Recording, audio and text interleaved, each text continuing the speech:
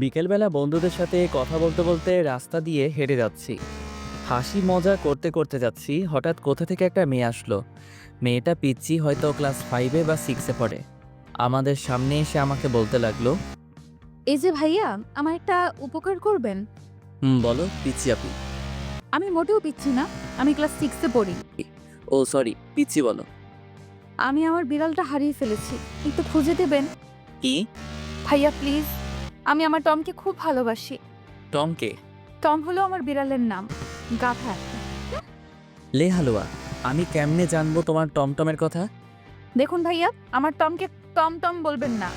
আচ্ছা তুমি কি পাগল? আপনাকে আমি এই বলে আমার হাতে কামড় দিয়ে দৌড়ে চলে গেল। এসব আমার বন্ধুরা দেখে হাসতে লাগলো। আমি ব্যথায় মাগো বাবা গো বলে চিল্লাচ্ছি, আর হারামি বন্ধুরা দাঁত কেলিয়ে হাসছে। তখন জিহাদ বলল, দোস্ত, কামড়টা কেমন লাগলো? আরে শালা, মজা নিস, এদিকে আমি ব্যথায় মরছি। তোর কপালে এটাই ছিল। কি সুন্দর করে কামড় দিল। মেয়েটা এমন কেন করলো রে? তুমি চান্দু মেয়েটাকে পাগল বলবা, আর মেয়েটা তোমায় চুমু দিবে? চুমু দিলে না করি না, আমার মন অনেক বড়, সেখানে সবার জায়গা হবে।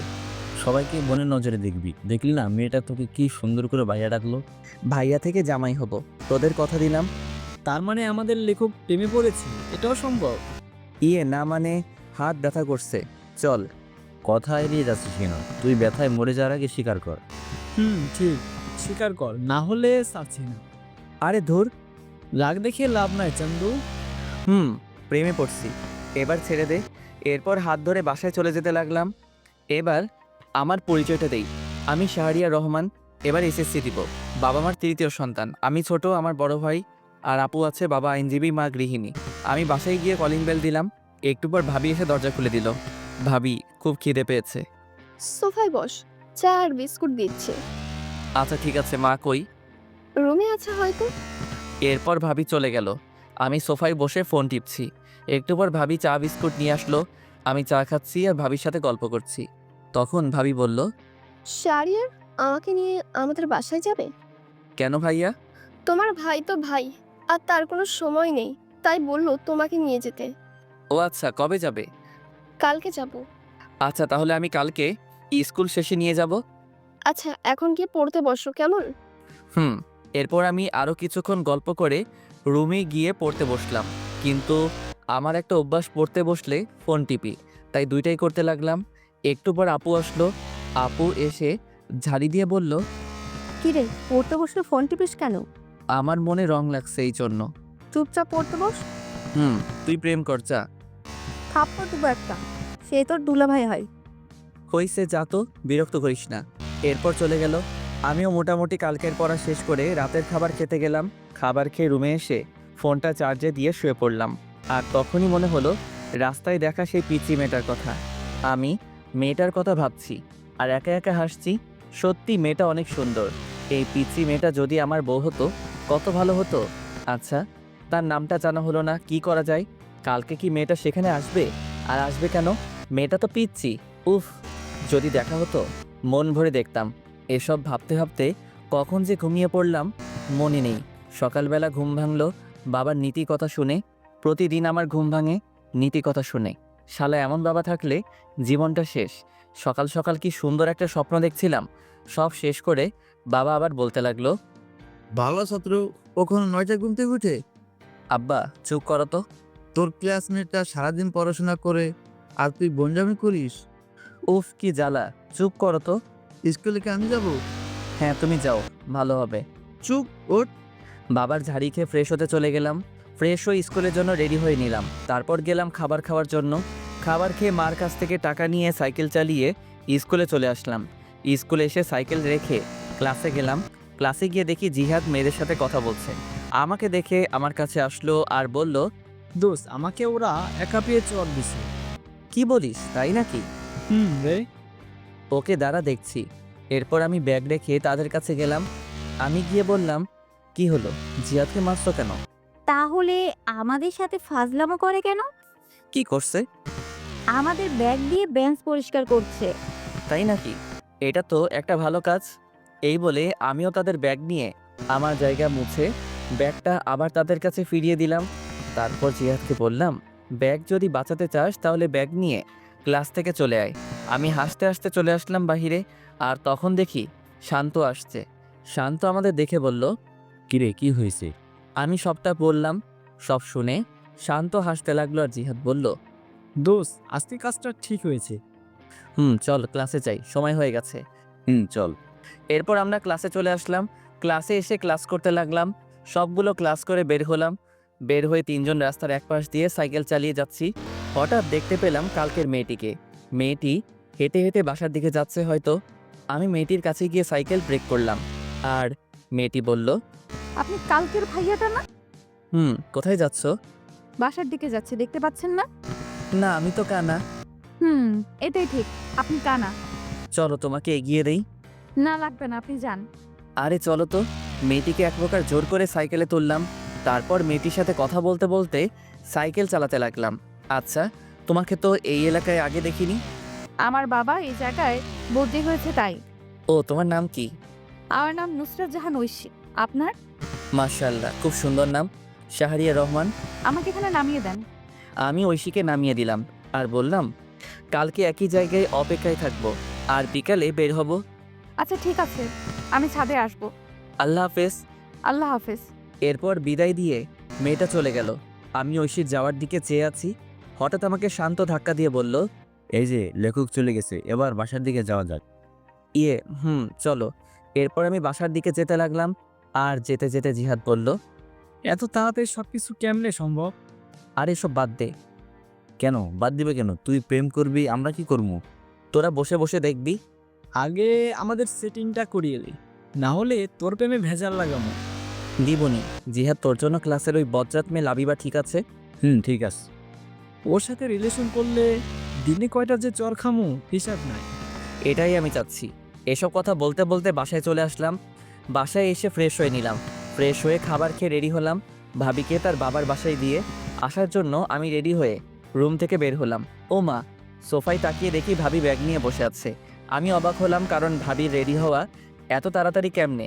হয়তো বাবার বাসা অনেকদিন পর যাবে, তাই হয়তো। এসব ভেবে ভাবির কাছে গেলাম। ভাবির কাছে যেতেই আমার হাতে বাইকের চাবি দিয়ে বলল, বাইক বের করো। তারপর মাকে বললাম, টাকা দাও। টাকা লাগবে না, তোর বাবার কাছে দিয়েছি। আরে আমাকে দাও।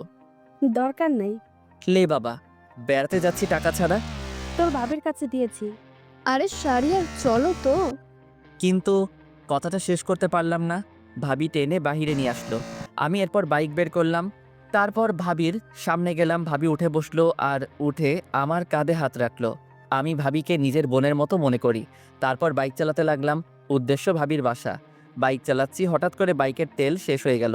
তারপর আর কি, বাইক কিছু দূরে হাঁটিয়ে তেল ভরলাম, তবে টাকা ভাবি দিয়েছে। তারপর আবার চলতে শুরু করলাম। ভাবির বাসায় যেতে প্রায় বিকাল হয়ে গেল।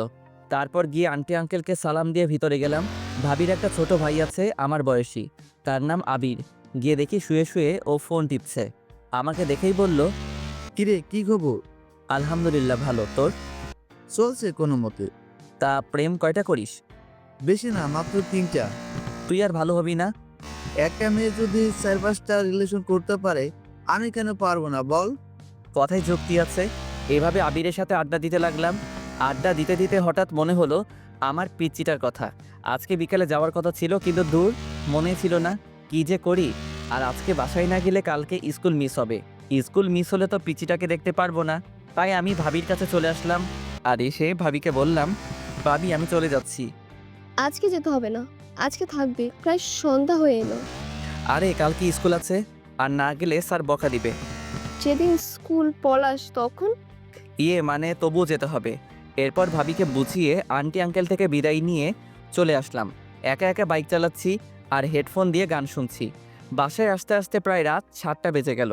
আমি বাইক রেখে কলিং বেল দিলাম, আর একটু পর মা এসে দরজা খুলে দিল, আর আমাকে দেখে অবাক হয়ে বলল, কিরে চলে আসলি কেন? কালকে স্কুল আছে। বাহ, বেশ পরিবর্তন হয়েছিস। পরিবর্তন কি আর এমনি হয়েছি মা? বিড়বিড় করে কি বলছিস? কই কিছু না, আমি রুমে যাচ্ছি, চা দিয়ে যেও। এই বলে রুমে চলে আসলাম। রুমে এসে ফ্রেশ হয়ে পড়তে বসলাম। একটু পর মা চা নিয়ে আসলো, আর আমি বললাম, আচ্ছা মা, আপু কি সারাদিন কথা বলে দুলাভাইয়ের সাথে? কি করবে এছাড়া? ওর এই সময়ে জামাইটা ও বিদেশে, তাই কথা বলে। জামাই বিদেশে বলে সারাদিন কথা বলতে হয়। ও তুই বুঝবি না, পড়তে বস। এই বলে মা চলে গেল। ও, আপনাদের বলা হয় নাই, আপুর বিয়ে হয়েছে 1 বছর, আর আপুর বিয়ের 6 মাস পর দোলাভাই বিদেশে চলে যায়, আর আপু এখন প্রেগনেন্ট, তাই এরকমটা বললাম। আমি চা খাচ্ছি আর ফোন টিপছি। পড়তে বসলে ফোন টিপতে ইচ্ছে করে, তবুও কিছুক্ষণ পরে রাতের খাবার খেয়ে শুয়ে পড়লাম। শুয়ে শুয়ে কিছুক্ষণ ফোন টিপে চার্জে দিয়ে ঘুমিয়ে পড়লাম। সকালে প্রতিদিনের মতো বাবার নীতি কথা শুনে ঘুম ভাঙলো। তারপর উঠে ফ্রেশ হয়ে নিলাম। ফ্রেশ হয়ে রেডি হয়ে খাবার খেতে গেলাম। খাবার খেয়ে বাইকটা বের করলাম, কারণ আজকে বাইক দিয়ে যাব, যেহেতু বাইকের চাবি আমার কাছে। আমি জিহাদকে কল দিয়ে বললাম মোড়ে দাঁড়াতে শান্তকে নিয়ে। এরপর আমি মোড়ে আসলাম। মোড়ে এসে তাদের সাথে নিয়ে স্কুলে চলে আসলাম। স্কুলে এসে যথাক্রমে ক্লাস করতে লাগলাম। ক্লাস শেষ করে বের হলাম, আর আমি বললাম দোস্ত তোরা হেঁটে আয়, আমি তোর ভাবিকে বাসায় দিয়ে আসি। আচ্ছা, কিন্তু জিহাদ কই? আমি দূরে তাকিয়ে দেখি একটা মেয়ের সাথে কথা বলছে। আমি ডাক দিলাম। আমি ডাক দিতেই হেসে দিল। আমাদের বোঝার বাকি রইল না, জিহাদ পটানোর চেষ্টা করছে। আমি শান্তকে বললাম তুই জিহাদকে নিয়ে আয়, আমি যাচ্ছি। ঠিক আছে। এরপর আমি বিদায় দিয়ে চলে আসলাম ঐশীর স্কুলের সামনে। এসে দেখি ঐশী স্কুলের সামনের দোকান থেকে ফুচকা খাচ্ছে। আমি দূর থেকে ফুচকা খাওয়া দেখছি আর একা একা হাসছি। হঠাৎ 2টা ছেলে এসে প্লেট নিল আর ঐশীর হাত ধরতে লাগলো। আমি এটা দেখে বাইক নিয়ে ঐশীর সামনে গেলাম আর বললাম উঠো। ঐশী আমাকে দেখে হাসি দিল, তারপর উঠে বসলো। আমি ফুচকার টাকা দিয়ে চলে আসলাম। ছেলেগুলো আর কিছু বলল না। আমি একটা পার্কে নিয়ে আসলাম আর এসে একটা জায়গায় বসলাম। আর তখন ঐশী বলল কালকে বিকেলে আসেননি কেন? আসলে ভাবিকে নিয়ে তার বাবার বাসায় গিয়েছিলাম। ও আচ্ছা, আমাকে বাসার সামনে নামিয়ে দিয়ে আসেন, দেরি হলে মা বকা দিবে। আচ্ছা, কিছু খাবে? না খাবো না, জানেন মা আমাকে বাসায় একটুও সময় দেয় না, বাবাও না, আমি একা। কেন, আমি আছি তো। আজকে আমি খুব ভয় পেয়েছিলাম। আমি থাকতে তোমার কিছু হবে না, ছায়া হয়ে পাশে থাকবো। আমার বন্ধু হবেন? কি মনে হয়? বন্ধু তাহলে। বাসায় তোমার আম্মু কি করে? সারাদিন ফোনে মিটিং নিয়ে থাকে আর আমাকে একটু একটু বকা দেয়। ও, চিন্তা করো না, তোমার ফোন আছে। আমার সময় কাটানোর জন্য বাবা আমাকে গেমস খেলার জন্য কিনে দিয়েছে। তোমার নাম্বারটা দিবা? নাম্বার তো মুখস্থ নাই। তাহলে আমারটা নাও। এই বলে আমি ব্যাগ থেকে কাগজ বের করে নাম্বারটা লিখে দিলাম। এরপর ঐশীকে নিয়ে তার বাসার সামনে নামিয়ে দিলাম। নামিয়ে দিয়ে বিদায় দিয়ে চলে আসলাম। আর আসার সময় বললাম কল দিতে। এরপর আমি জিহাদ আর শান্তর কাছে চলে আসলাম। আমি কিছু দূর আসতেই দেখি শান্ত আর জিহাদ হেঁটে হেঁটে এদিকে আসছে। আমি গিয়ে তাদের সামনে ব্রেক করলাম আর উঠতে বললাম। এরপর ওদের নিয়ে ঘুরতে লাগলাম। কিছুক্ষণ ঘুরে ওদের বাসায় নামিয়ে দিয়ে আমি আমার বাসায় চলে আসলাম। বাসায় এসে ফ্রেশ হয়ে খাবার খেয়ে বিছানায় শুয়ে পড়লাম। আর তখনই আমার ফোনে একটা কল আসলো। আমি ফোনটা বের করে দেখি অচেনা নাম্বার। আমি ফোন রিসিভ করলাম। ওপাশ থেকে বলল আমি ঐশী। ও তুমি? এতক্ষণ তোমার কথাই মনে করছিলাম। কেন? আমাকে তুমি করে না বললে কল কেটে দিব। আচ্ছা তুমি করে বলবো। গুড। খেয়েছো? তুমি? জানো মা যেন কার সাথে কথা বলে। কার সাথে বলে তুমি জিজ্ঞেস করো নাই? করেছি, মা আমাকে বকা দিছে। তাক আর জিজ্ঞেস করো না, তোমার সব কিছু আমাকে বলবা। আচ্ছা তুমি কিন্তু আমি ছাড়া আর কারোর সাথে কথা বলবে না। আচ্ছা, বলবো না। এখন একটু ঘুমাও। এখন ঘুমালে বিকালে উঠতে পারবো না। তাহলে? আমার সাথে কথা বলতে হবে। এই টাকা নেই তো। আমার এই নাম্বারে ইমো খোলা, কল দাও। আচ্ছা দিচ্ছি। এরপর ঐশী আমার ইমোতে কল দিল আর আমি কথা বলতে লাগলাম। বিকাল পর্যন্ত কথা বললাম। মেয়েটা এত কথা বলতে পারে। এরপর বিকালে বের হলাম আর ফোন দিয়ে জিহাদ আর শান্তকে আসতে বললাম। আমি বের হলাম সাইকেল নিয়ে। তারপর জিহাদ আর শান্তকে নিয়ে ওদের বাসার সামনে আসলাম। আমি এসে কল দিলাম আর বললাম সাদে আসতে। একটু পর সাদে এসে কল দিল। আমি দূর থেকে দেখছি আর কথা বলছি। এভাবে চলে 1টা বছর।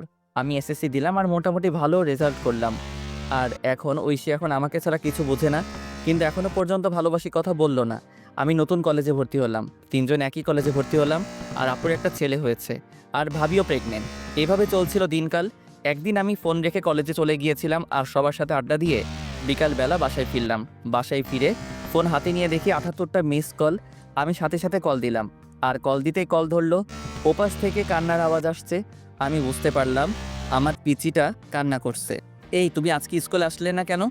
তোকে আমি সকালে কল দিয়েছি, ধরিস নাই কেন? আসলে ফোন রেখে কলেজে গিয়েছিলাম তাই। তোর উপর রাগ করে স্কুলে যাইনি। সরি, এই কানে ধরছি, আর হবে না। কিন্তু ঐশী কান্না করছেই, এবারের মতো ক্ষমা করো। আজকে আমার জন্মদিন, তাই আজকে আসবা তুমি। আচ্ছা ঠিক আছে। তোমার বন্ধুদের নিয়ে আসবে। এবার হাসো। হয়েছে, পাম দিতে হবে না। পাগলি একটা।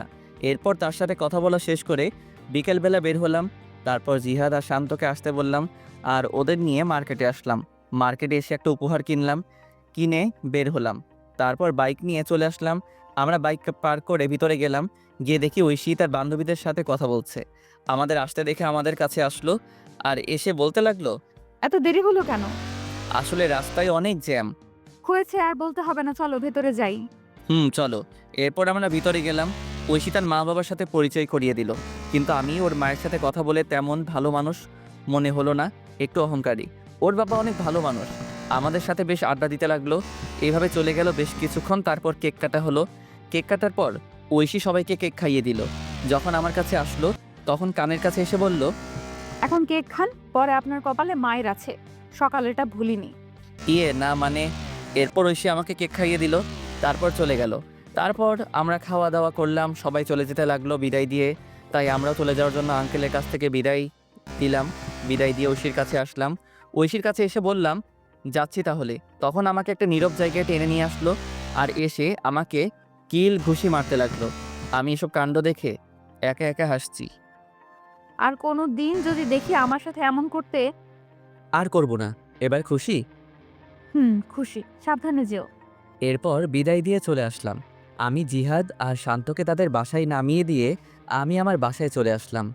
বাসায় এসে ফ্রেশ হয়ে পড়তে বসলাম। পড়ছি তখনই ঐশী কল দিল। আমি ফোনটা রিসিভ করলাম। আসসালামু আলাইকুম। ওয়ালাইকুম আসসালাম। কি করো? এই তো পড়ছি, তুমি? আমিও পড়তে বসলাম। শোনো না, বলো।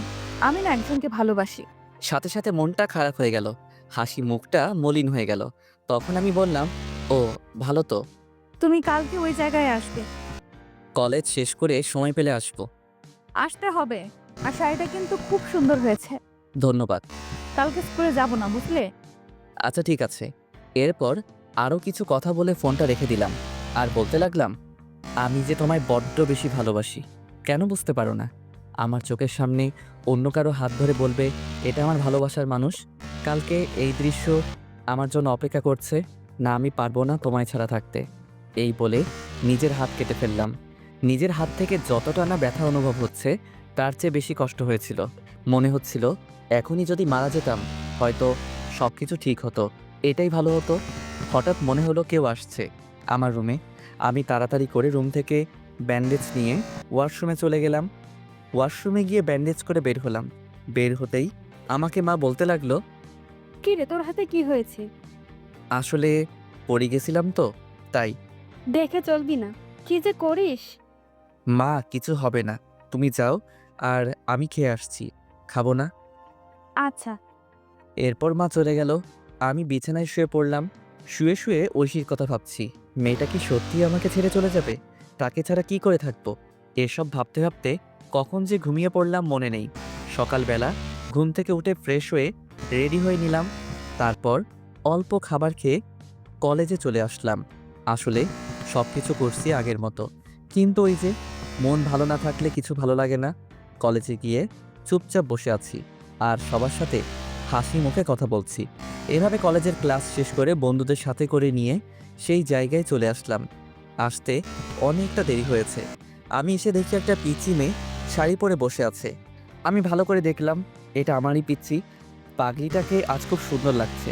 কাজল কালো দুটি চোখ, পাতলা দুটি ঠোঁটে হালকা লিপস্টিক আর হাতে কাচের চুড়ি, দেখতে বউ বউ লাগছে। আমি কাছে গেলাম। আমি যেতেই আমার থেকে মুখ ঘুরিয়ে বসে পড়ল। এসব আমার বন্ধুরা দেখে হাসতে হাসতে অন্য পাশে চলে গেল। আমি ঐশীর সামনে গিয়ে বললাম, এই কলেজে ক্লাস ছিল। তোর হাতে কি হয়েছে? হাতে ব্যান্ডেজ কেন? মানে কেটে গেছে। আমার তো কাটা মনে হচ্ছে না, অন্য কিছু মনে হচ্ছে। আরে বাদ দাও, তোমার ভালোবাসার মানুষটা কই? কুত্তা, তুই বুঝতে পারিস না আমি তোকে ভালোবাসি? এই বলে আমাকে জড়িয়ে ধরলো শক্ত করে। আমিও শক্ত করে জড়িয়ে ধরলাম। আমি জানি তুমি আমার জন্য পাগলামি করছো। তুমি কি করে বুঝতে পারলে? হার্টে কানেক্টেড, বুঝলে? বুঝতে পারছি, এবার ছাড়ো। না, আর একটু। এটা পার্ক কিন্তু। তখন জিহাদ বলতে লাগলো, সবাই ফ্রিতে সিনেমা দেখছে। আমি কথাটা শুনে ছেড়ে দিলাম। আর ঐশী বলল, আমার চকলেট কই? মনে নেই, কি? যাওয়ার সময় কিনে দিব। এবার খুশি? এবার চলো একটু ঘুরবো। এরপর জিহাদ আর শান্ত চলে গেল। তাদের নাকি বাসায় কাজ আছে। আমি ঐশীকে নিয়ে বিকাল পর্যন্ত ঘুরে তাকে একটা রিকশায় তুলে দিয়ে বাসায় চলে আসলাম। বাসায় এসে আপু ঝাড়ি দিতে শুরু করলো। কলেজ কি মাত্র হলো? আড্ডা দিছি। এত আড্ডা কিসের? আমি কোনো কথা না বলে রুমে গিয়ে ফ্রেশ হয়ে নিলাম। তারপর মাকে বললাম খাবার দিতে। এরপর আমি খাবার খেয়ে ছাদে এসে ঐশীকে কল দিলাম। কল হতেই কল ধরলো। আমি ঐশীর সাথে কথা বলতে লাগলাম। এভাবে চলছিল আমাদের দুষ্টু মিষ্টি ভালোবাসা। 2 বছর পর আমি ইন্টার পরীক্ষা দিয়ে বেকার বসে আছি। আর ওদিকে ঐশী এবার ক্লাস 9-এ উঠেছে। তাই সারাদিন ঐশীর সাথে কথা বলি। একদিন রাতে ঘুমিয়ে আছি, হঠাৎ আমার ফোনে কল আসলো। আমি ফোনটা হাতে নিয়ে দেখে ঐশী ফোন দিয়েছে। আমি ঘুম ঘুম চোখে রিসিভ করলাম। রিসিভ করতেই ওপাশ থেকে কান্নার শব্দ ভেসে আসলো। আমি কান্নার শব্দ পেয়ে বিছানা থেকে উঠে বসলাম আর বলতে লাগলাম, এই কান্না করছো কেন? আমাকে বাঁচাও, আমার মা বাবা আমাকে মেরে ফেলবে। মানে কি বলো? তুমি এখন কোথায়? আমি এখন এই জায়গায় লুকিয়ে বসে আছি, বাবা মা আমাকে খুঁজছে। আমি এখনই আসছি। এই বলে আমি ফোন কেটে দিয়ে রেডি হয়ে সাইকেল নিয়ে চলে আসলাম। এসে সেই জায়গায় আসলাম আর আমাকে দেখে ঐশী আমার সাইকেলে উঠে বসলো আর বলতে লাগলো। তাড়াতাড়ি চলো। আমি তাড়াতাড়ি সাইকেল চালাতে লাগলাম। তখন একবার পিছনে তাকিয়ে দেখি একটা গাড়ি জোরে আমাদের দিকে আসতে লাগলো। আর তখন ঐশী বলতে লাগলো, এই তারা এসে পড়লো, তাড়াতাড়ি যাও। আমি সাইকেল জোরে চালাতে লাগলাম আর সোজা স্টেশনে আসলাম। দেখি একটা ট্রেন ছেড়ে যাচ্ছে। আমি সাইকেল থেকে নেমে ঐশীকে নিয়ে চলন্ত ট্রেনে উঠে পড়লাম। আর তাকিয়ে দেখি ঐশীর বাবা মা গাড়ি থেকে নেমে বলতে লাগলো, দেখ, মেয়েটা চলে গেল, এবার সবকিছু পুলিশকে না বললেই হয়। এদিকে আমি ট্রেনে উঠে হাঁপাতে লাগলাম আর ঐশীও হাঁপাতে লাগলো। আমি ট্রেনের ভিতরে গেলাম আর একটা ফাঁকা জায়গা দেখে ঐশীকে নিয়ে বসে পড়লাম। অনেকক্ষণ চুপ থাকার পর আমি বললাম, কি হয়েছে আমাকে সব বলো। শোনো তাহলে। বাবা মা রাতের বেলায় আলোচনা করছিল। আমি তোমার সাথে কথা বলে পানি খাওয়ার জন্য টেবিলে আসলাম। তারপর পানি খেয়ে যখন বাবা মায়ের রুমের সামনে দিয়ে যাচ্ছিলাম, তখন কিছু কথা কানে আসে। কথাগুলো এমন ছিল, ওরা নাকি আমার কাকা কাকি। আমার যখন 1 বছর ছিল তখন নাকি আমার বাবা মা মারা যায় অ্যাক্সিডেন্টে। আর আমার বাবার সব সম্পত্তি আমার নামে হওয়ায় আমার কাকা কাকি আমাকে লালন পালন করছে। আর কালকে নাকি আমাকে জোর করে দলিলে সাইন করাবে, আর সাইন না করলে মেরে ফেলতে পারে। পরে আমি এসব শুনে ফোন নিয়ে আর ব্যাগ গুছিয়ে লুকিয়ে বাইরে এসে তোমাকে কল দিলাম। ও আচ্ছা, কিন্তু আমি তো কিছু নিয়ে আসি নাই। আর এখন তো তোমাকে নিয়ে চিন্তা হচ্ছে। আমার বাসা থেকে 10,000 টাকা আর কিছু আমার অলংকার নিয়ে আসছি। তার মানে আমরা পালিয়ে যাচ্ছি? যেটা মনে করো। আচ্ছা, কি আর করার। তখনই একটা লোক এসে ট্রেনের টিকিট দেখতে চাইলো, কিন্তু আমাদের কাছে তো টিকিট নেই। তাই ভাড়া দিলাম আর সাথে জরিমানাও দিলাম। এরপর লোকটা আমাদের হাতে টিকিট দিয়ে চলে গেল আর বলে গেল কেউ আসলে এটা দেখাতে। আমিও বিদায় দিলাম। আমি টিকিট দেখে দেখি এটা রাজশাহী যাওয়ার টিকিট। তার মানে আমরা রাজশাহী যাচ্ছি। তখনই ঐশী বলল, এই খুব ঘুম পাচ্ছে। ঘুমাও। ঐশী আমাকে জড়িয়ে ধরে ঘুমিয়ে পড়লো। আমিও কখন যে ঘুমিয়ে পড়লাম মনে নেই। ঘুম ভাঙলো ঐশীর ডাকে। এই আমরা চলে আসছি, ওঠো। তারপর আমরা ট্রেন থেকে নেমে কোথায় যাব কিছু বুঝতে পারছি না। আগে একটা বাসা ঠিক করা দরকার। তারপর স্টেশন থেকে বেরিয়ে এক পাশ দিয়ে হাঁটতে লাগলাম। হঠাৎ চোখ পড়লো একটা লিফলেটের উপর লেখা বাসা ভাড়া দেওয়া হবে। আমি লিফলেটের নিচে থাকা নাম্বারে কল দিলাম। কিছুক্ষণ কল হতে কল ধরলো। আসসালামু আলাইকুম। ওয়ালাইকুম আসসালাম। জি, বাসা ভাড়ার জন্য ফোন দিলাম। ও, বিবাহিত ছাড়া ভাড়া দেওয়া হয় না? জি, আমরা বিবাহিত। তাহলে এখন তো সকাল 7টা বাজে, আপনি 10টায় আসেন আর সাথে করে বিয়ের কাবিননামা নিয়ে আসবেন। জি আচ্ছা, ধন্যবাদ আপনাকে। এরপর ফোন কেটে দিলাম। ফোন কেটে দিয়ে ঐশীকে বললাম, বিয়ে করা লাগবে। চলো কাজী অফিসে। আরে সাক্ষী লাগবে না। টাকা দিলে সব হয়, চলো তো। এরপর একজনকে জিজ্ঞেস করে কাজী অফিসের দিকে যেতে লাগলাম। তারপর পৌঁছে গেলাম। গিয়ে দেখে আমাদের মতো আরও এক কাপল বিয়ে করার জন্য আসছে। আমাদের দেখে ওখানের ছেলে বলল, ভাই কি বিয়ে করবেন? ভাই কেন? আপনি আমার বিয়ের সাক্ষী হয়ে যান আর আমি আপনারটা। আচ্ছা।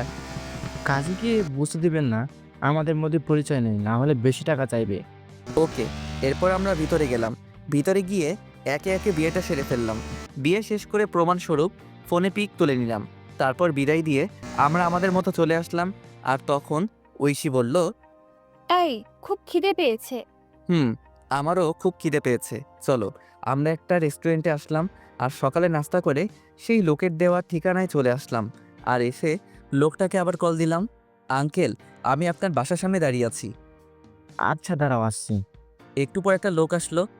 চলো তোমাদের রুমটা দেখাই। এরপর লোকটা আমাদের রুম দেখাতে লাগলো আর বলল, ভাড়া 3000 টাকা সব মিলে। ও আচ্ছা, তা আঙ্কেল আমরা আজকে উঠব। আর তো সমস্যা নেই।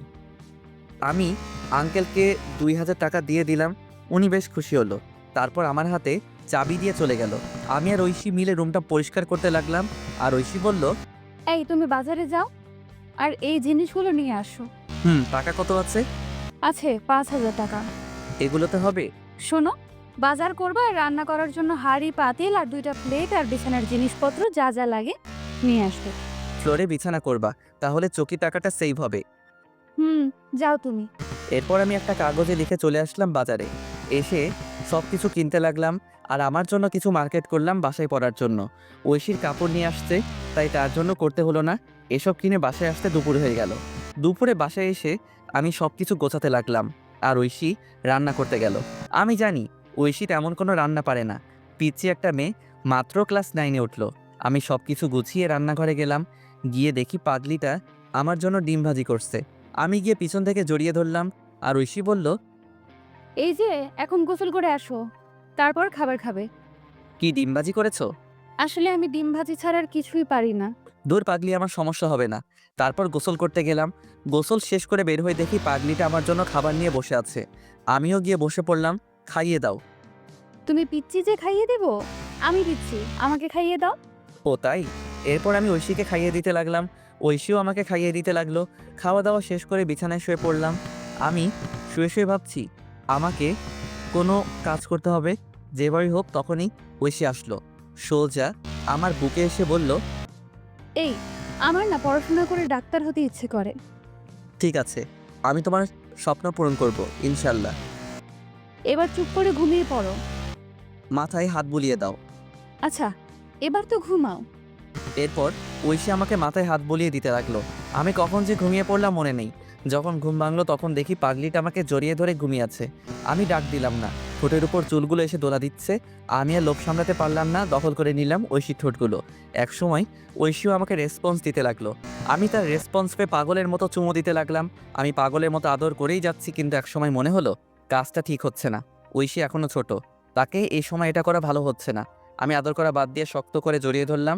আর আমার এসব অবস্থা দেখে ঐশী বলল, এই কি হলো? এটা ঠিক হচ্ছে না। কেন? আমি তোমার বিয়ে করা বউ।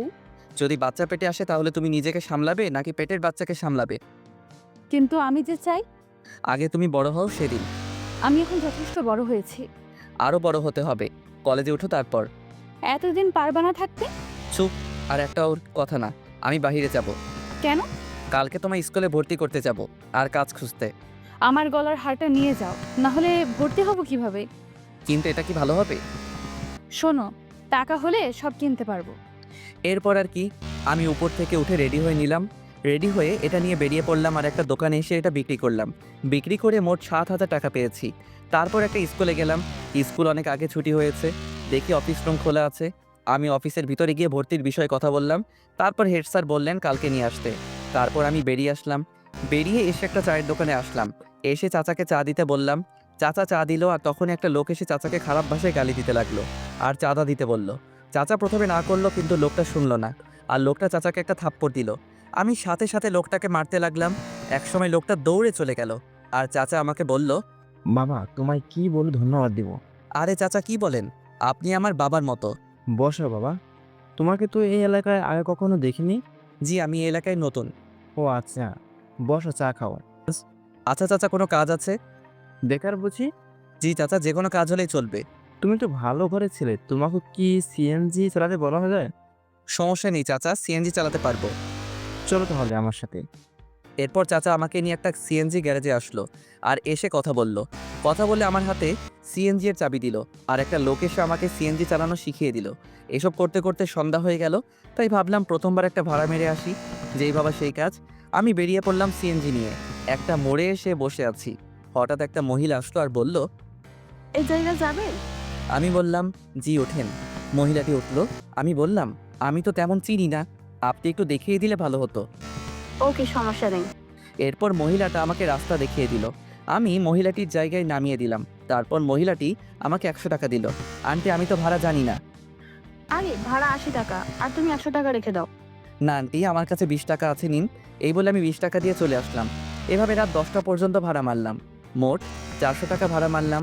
তারপর সিএনজি জমা দিলাম, আর 150 টাকা সিএনজির মালিককে দিয়ে আমি বাসায় চলে আসলাম। বাসায় আসার আগে কিছু চকলেট নিলাম। বাসায় এসে দেখি পাগলিটা খাবার নিয়ে বসে আছে। আমাকে দেখে বলল, এতক্ষণ কই ছিলা? কাজে। যাও ফ্রেশ হয়ে আসো। আর তোমার শরীরের এই অবস্থা কেন? আরে কিছু না, বলো বলছি। আমি সিএনজি চালাই। এই কথা শুনে ঐশী কান্না করতে লাগলো। আমি বললাম, এই পাগলি, কান্না করো কেন? তুমি আমার জন্য এত কষ্ট করছো। খুব ভালোবাসি যে। আমিও খুব ভালোবাসি পাগল। আমি ফ্রেশ হয়ে আসি পাগলি, এত কান্না করে না। যাও। এরপর আমি ফ্রেশ হতে গেলাম। তারপর ফ্রেশ হয়ে এসে বসলাম খাবার খাওয়ার জন্য। বাহ, আজ দেখি ডাল রান্না করলা। ইউটিউব দেখে সব শিখবো আর রান্না করব। তাই নাকি? হা করো। এরপর ঐশী আমাকে খাইয়ে দিতে লাগলো, আমিও খাইয়ে দিলাম। তারপর খাবার খেয়ে শুয়ে শুয়ে ফোন টিপছে, আর একটু পর ঐশী আমার বুকে আসলো আর বলল, এই যে আজকে কিন্তু বাসর রাত, জি ম্যাডাম। আদর দাও। না, আগে তোমার বয়স 18 হোক। উফ, যাও লাগবে না। এই বলে বুক থেকে নেমে ওদিকে ফিরে শুয়ে পড়লো। আমি ফোনটা রেখে পিছন থেকে জড়িয়ে ধরলাম, আর জড়িয়ে ধরতে কেঁপে উঠলো। আমি তাকে আমার দিকে ফিরিয়ে ঠোঁটে আলতো করে চুমু দিলাম। আমার না অন্য কিছু চাই। ঘুমাও, তোমার শরীরের ক্ষতি হবে। ও মা, তাই? এই বলে আমার কপালে চুমু দিয়ে আমাকে জড়িয়ে ধরে ঘুমিয়ে পড়ল। আমিও পাগলিটাকে জড়িয়ে ধরে ঘুমিয়ে পড়লাম। সকালবেলা ঘুম ভাঙলো। পাগলিটার ডাক শুনে আমি উঠে ফ্রেশ হয়ে রেডি হয়ে নিলাম। তারপর রেডি হয়ে নিলাম, ঐশীও রেডি হয়ে নিল। তারপর দুজনে খাবার খেয়ে বের হলাম। বের হয়ে একটা রিক্সা নিয়ে স্কুলের উদ্দেশ্যে রওনা দিলাম। কিছুক্ষণ পর স্কুলে পৌঁছে গেলাম। তারপর স্কুলে ঐশীকে ভর্তি করে দিলাম। ঐশীকে স্কুলে ভর্তি করে বিদায় দিয়ে চলে আসলাম। আর আসার সময় বলে আসলাম আমি নিতে আসবো। তারপর আমি এসে সিএনজি নিয়ে বের হলাম। একটা কলেজের সামনে আসলাম। আমি সিএনজি রেখে ভিতরে গেলাম। ভিতরে গিয়ে সোজা অফিসে চলে আসলাম। এসে বললাম, স্যার আসতে পারি? আসো। আমি ভিতরে গেলাম আর বললাম, স্যার কলেজে ভর্তি হতে আসছি। কাগজপত্র নিয়ে আসতো? জি স্যার, এই নিন। স্যার কাগজপত্র দেখতে লাগলো, আর আমি আসার সময় কাগজপত্র নিয়ে আসছিলাম। তারপর সব কাজ শেষ করলাম।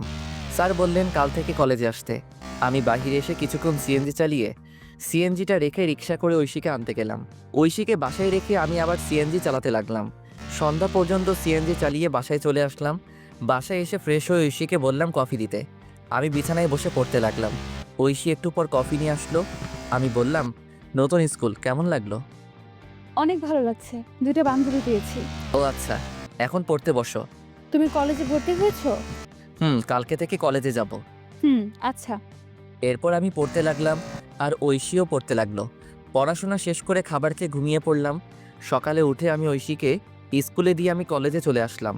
কলেজে এসে একজনকে জিজ্ঞেস করে ক্লাসে গেলাম। ক্লাসে পিছনের বেঞ্চে বসে আছি। হঠাৎ একটা ছেলে আসলো আর আমার সাথে বসে পড়ল, আর আমাকে বলল, হাই, আমি সাকিব। আমরা কি বন্ধু হতে পারি? হাই, আমি শাহরিয়ার রহমান। কিন্তু তোমার সাথে আমার কি মিলে? আরে বন্ধু কি পোশাক দেখে হয়? তবু আজকের যে সমাজ। আরে বাদ দাও, আজ থেকে আমরা তুমি করে বলবো। আচ্ছা। এরপর সাকিবের সাথে আড্ডা দিতে লাগলাম। একটু পর স্যার আসলেন। আমরা ক্লাস করতে লাগলাম। ক্লাস শেষ করে সাকিবকে নিয়ে বাইরে আসলাম। আড্ডা দিই চলো। না রে, বাসায় কাজ আছে। আচ্ছা যা তাহলে। ওকে। তারপর আমি চলে আসলাম। ঐশীর স্কুলে এসে দেখি আমার জন্য বসে আছে। আমি যেতেই মুখ ঘুরিয়ে বসলো, আর আমি গিয়ে পাশে বসলাম। এই যে সরি, ক্লাসে ছিলাম। তাই বলে এত দেরি? আচ্ছা, আর হবে না, এবার চলো। ফুচকা খাবো। আচ্ছা চলো। এরপর ঐশীকে নিয়ে একটা ফুচকার দোকানে আসলাম। এসে দুজন মিলে ফুচকা খেলাম। তারপর রিক্সা নিয়ে বাসায় চলে আসলাম। বাসায় এসে ফ্রেশ হয়ে খাওয়া দাওয়া করে বের হয়ে পড়লাম। আমি এসে সিএনজি চালাতে লাগলাম। রাত 10টা পর্যন্ত সিএনজি চালিয়ে বাসায় চলে আসলাম। এইভাবে দিনগুলো বেশ ভালো কাটছিল। অনেক দিন পর একদিন আমি সন্ধ্যায় সিএনজি চালাচ্ছি। হঠাৎ দেখি সাকিব রাস্তায় সিএনজি দেখে দাঁড়াতে বলল। আমি মুখটা ঢাকলাম। তারপর আমি দাঁড়ালাম, আর সাকিব উঠে পড়ল। ওই জায়গায় যাও। আমি গাড়ি চালাতে লাগলাম। একসময় মুখ থেকে কাপড়টা সরে যায়, আর সাকিব দেখে ফেলে আর বলে গাড়ি থামাতে। আমি গাড়ি দাঁড় করালাম। তুই সিএনজি চালাস, আমাকে বলিস নাই? কি করব, কোনো চাকরি নেই। ধর বেটা, একবার আমাকে বলতি তুই। চুপ করে আছি। তুই কালকে এই জায়গায় যাবি, চাকরি হয়ে যাবে। কিন্তু কলেজ? কলেজের সব নোট আমি দিব, চিন্তা করিস না। আর তোর নাম্বার দে। আচ্ছা। এরপর আমি আমার নাম্বারটা দিলাম আর বিদায় দিয়ে চলে আসলাম। আমি তবুও রাত 10টা পর্যন্ত সিএনজি চালিয়ে বাসায় চলে আসলাম। বাসায় এসে ফ্রেশ হয়ে ঐশীর কাছে গেলাম। দেখি রান্নাঘরে কাজ করছে। আমি ঐশীকে পিছন থেকে জড়িয়ে ধরে বললাম, এই কি করো? এই তো কাজ করি। চিড়ে পেয়েছে? তুমি যাও, বসো, আমি আসছি। আচ্ছা। আমি বসে আছি, একটু পর ঐশী খাবার নিয়ে আসলো। আমি ঐশীকে খাইয়ে দিলাম আর সেও আমাকে খাবার খাইয়ে দিল। তারপর খাবার খেয়ে বিছানায় শুয়ে পড়লাম। শুয়ে শুয়ে ভাবছি চাকরিটা যদি হয় তাহলে একটু ভালো করে চলতে পারবো। প্রতিদিন এত কষ্ট আর ভালো লাগে না। তখনই ঐশী আমার কাছে আসলো। এই আমি কিন্তু এখন টেনে পড়ি, অনেক বড় হয়েছি। বুঝতে পারছি। বিয়ের তো প্রায় 1 বছর হলো, এখনো কাছে পেলাম না। তোমার স্বপ্ন পূরণ করতে হলে যে একটু কষ্ট করতে হবে। লাগবে না, আমার স্বপ্ন। না, তুমি ডাক্তার হবা, এটাই শেষ। আচ্ছা, আমার খুব ঘুম পেয়েছে। আমি ঐশীকে জড়িয়ে ধরে ঘুমিয়ে পড়লাম। ঐশীও ঘুমিয়ে পড়ল। সকালবেলা উঠে ফ্রেশ হয়ে রেডি হয়ে নিলাম। তারপর কাগজপত্র নিয়ে ঐশীকে স্কুলে নামিয়ে দিয়ে আমি অফিসে চলে আসলাম। আর আসার সময় বলে আসলাম চলে যেতে। আমি সাকিবের দেওয়া সেই ঠিকানায় চলে আসলাম। এসে ভিতরে গেলাম আর পিয়নকে বললাম স্যারের সাথে দেখা করব। আপনার নাম কি? শাহরিয়ার রহমান। অপেক্ষা করুন, আমি ভিতর থেকে আসছি। এরপর পিয়ন চলে গেল। একটু পর বের হয়ে আমাকে বলল ভিতরে যেতে। আমি ভিতরে গিয়ে সালাম দিলাম। উনি আমাকে বসতে বললেন। আমি বসলাম আর ফাইলটা ওনার কাছে দিলাম। উনি ফাইল নিয়ে দেখতে লাগলেন। গুড, রেজাল্ট তো ভালো। তুমি যেহেতু সাকিবের বন্ধু তাহলে সমস্যা নেই। সাকিব আমার ভাতিজা। ও আচ্ছা। চাইলে আজকে জয়েন করতে পারো। আর প্রথমে তোমার বেতন হবে 15,000 টাকা। ধন্যবাদ স্যার, আপনি খুব বড় উপকার করলেন। ধন্যবাদ দেওয়ার কিছু নেই, আমি রাফিকে সব বলে দিচ্ছি, সে তোমায় কাজ বুঝিয়ে দিবে। আচ্ছা স্যার। এরপর স্যার পিয়নকে ডাক দিয়ে বলল রাফাকে ডাক দিতে। কিছুক্ষণ পর একটা মেয়ে আসলো আর তখন স্যার বলল, এই হচ্ছে শাহরিয়ার, আজকে নতুন জয়েন করলো, তুমি তাকে কাজ বুঝিয়ে দিবে। আচ্ছা স্যার। শাহরিয়ারকে ডেস্কে নিয়ে যাও আর বুঝিয়ে দাও। এরপর ফাইল নিয়ে চলে আসলাম আর মেয়েটা আমাকে একটা ডেস্কে নিয়ে আসলো। আমি বসলাম আর মেয়েটা বলল, হাই, আমি রাফা। হ্যালো, আমি শাহরিয়ার। চলুন আপনাকে কাজ বুঝিয়ে দেই। চলুন। এরপর রাফা আমাকে কাজ বুঝিয়ে দিতে লাগলো। আমি ভালো করে বুঝতে লাগলাম। এভাবে দুপুর হয়ে গেল আর রাফা বলল তার সাথে লাঞ্চ করতে, তাই তার সাথে ক্যান্টিনে খেতে গেলাম। তারপর সেখানে সবার সাথে পরিচিত হয়ে নিলাম।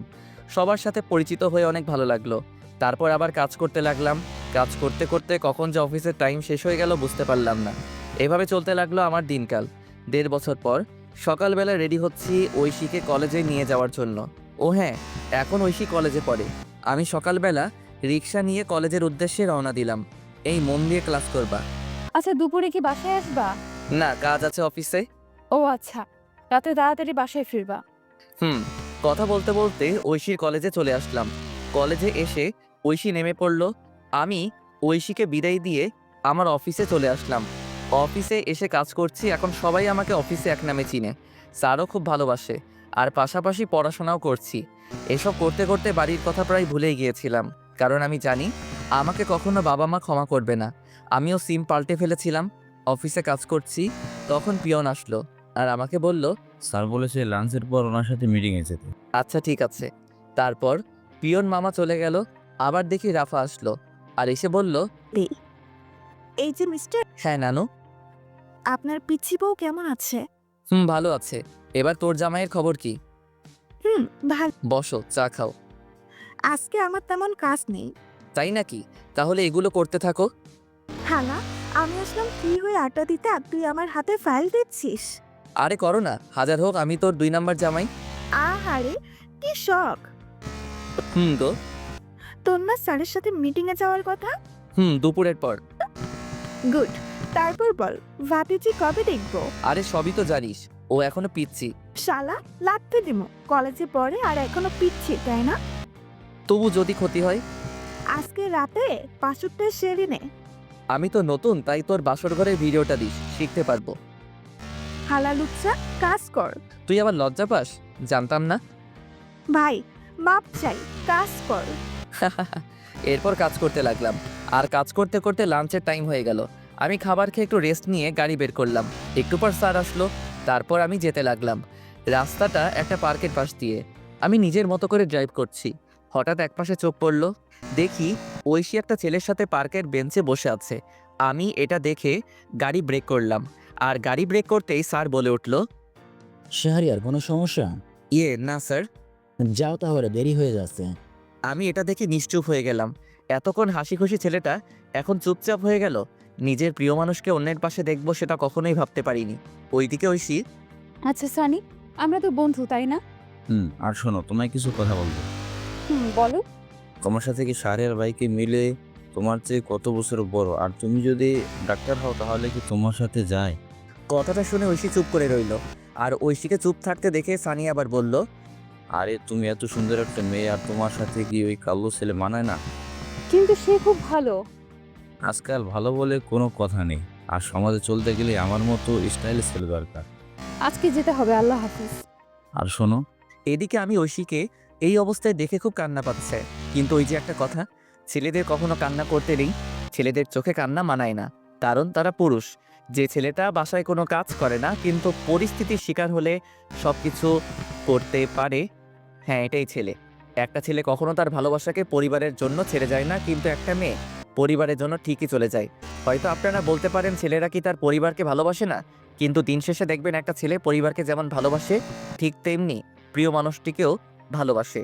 যার জন্য নিজের পরিবার ছাড়লাম, সব কিছু ছেড়ে তাকে নিয়ে চলে আসলাম। আর সেই ঐশী একটা ছেলের সাথে পার্কে, না এটা কি করে মেনে নেওয়া যায়। আমি কোনো মতে মিটিং শেষ করে সন্ধ্যায় নদীর পাড়ে চলে আসলাম। নদীর পাড়ে এসে বসে বসে কান্না করতে লাগলাম, যার জন্য নিজের লাইফ পরিবর্তন করলাম। আর সে অন্য একটা ছেলের সাথে। আজ পর্যন্ত আমি তাকে বকা পর্যন্ত দেইনি, হ্যাঁ এখনও দিব না। তুমি যা চাও তাই হবে। আমি না হয় অজানা রাজ্যে হারিয়ে যাব। এসব ভাবতে ভাবতে কখন যে রাত 11টা হয়ে গেল বুঝতে পারলাম না। আমি উঠে বাসার দিকে হাঁটা দিলাম। রাস্তার একপাশে দিয়ে হেঁটে যাচ্ছি আর আজকের ঘটনা মনে করছি। আমি হেঁটে বাসায় আসলাম। বাসায় এসে কলিং বেল দিলাম। একটু পর ঐশী এসে দরজা খুলে দিল আর আমাকে দেখে বলল, অফিস শেষ হয় বিকাল 5টায়, আর তুমি রাত 11টায় আসলে। আমি কোনো কথা না বলে ভিতরে চলে আসলাম। তারপর ফ্রেশ হয়ে নিলাম। ফ্রেশ হয়ে বিছানায় শুয়ে পড়লাম। আর তখন ঐশী আমার কাছে এসে বলল, আমি তোমাকে কিছু জিজ্ঞেস করছি, আর চলো খাবার খাবা। আমি বাইরে থেকে খেয়ে আসছি। কেন, তুমি জানো না আমি তোমার ছাড়া খাই না? আমার শরীর খারাপ লাগছে, ঘুমাবো। আজকে তুমি এমন করছো কেন, কি হয়েছে? খুব ঘুম পাচ্ছে। আমি কম্বল জড়িয়ে ঘুমিয়ে পড়লাম। ঐশীও না খেয়ে শুয়ে পড়ল। সকালবেলা ঘুম ভাঙলো আজানের সময়। আমি উঠে পড়লাম, দেখি ঐশী এখনও ঘুমিয়ে আছে। আমি চুপচাপ ফ্রেশ হয়ে রেডি হয়ে বাইরে চলে আসলাম। বাহিরে এসে মসজিদে গিয়ে ফজরের নামাজ আদায় করে পার্কের রাস্তায় হাঁটতে লাগলাম। একা একা, এখন ভোর, তাই তেমন লোকজন নেই।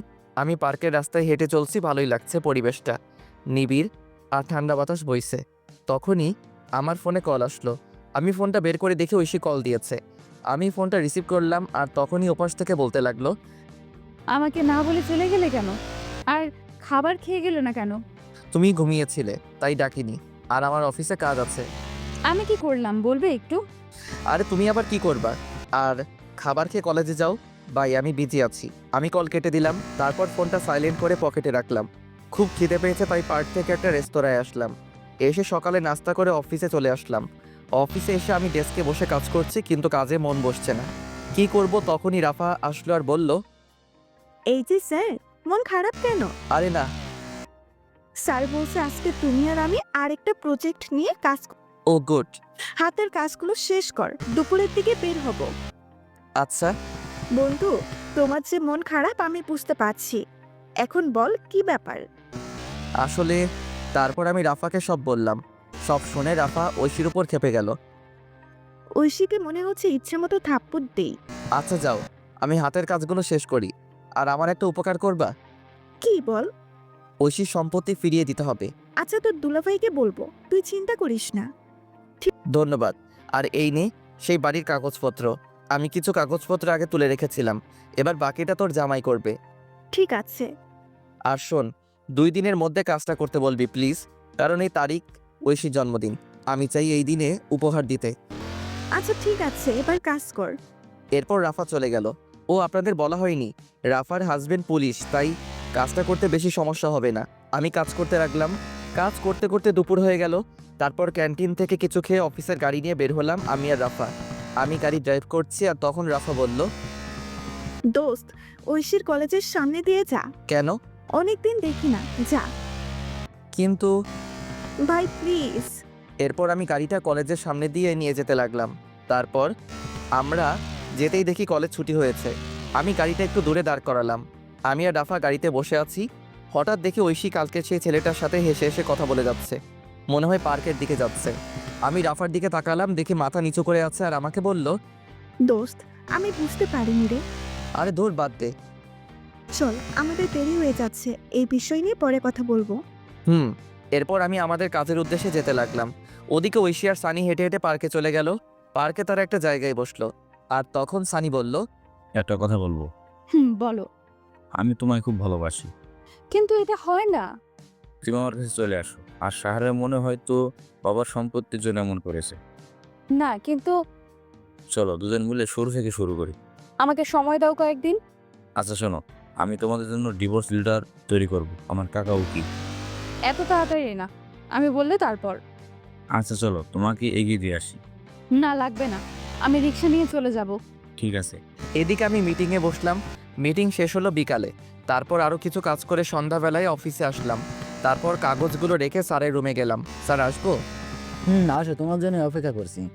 আমি গিয়ে ফাইল জমা দিলাম আর স্যার দেখতে লাগলো। কিছুক্ষণ পর স্যার বলল, গুড, তোমার জন্য আমাদের কোম্পানি কাজটা পেয়েছে। স্যার এই কোম্পানির আরেকটা শাখা আছে না? আছে, এটা তো রাঙামাটি। কেন? স্যার আমাকে ট্রান্সফার করে দিন রাঙামাটি প্লিজ। কিন্তু কেন?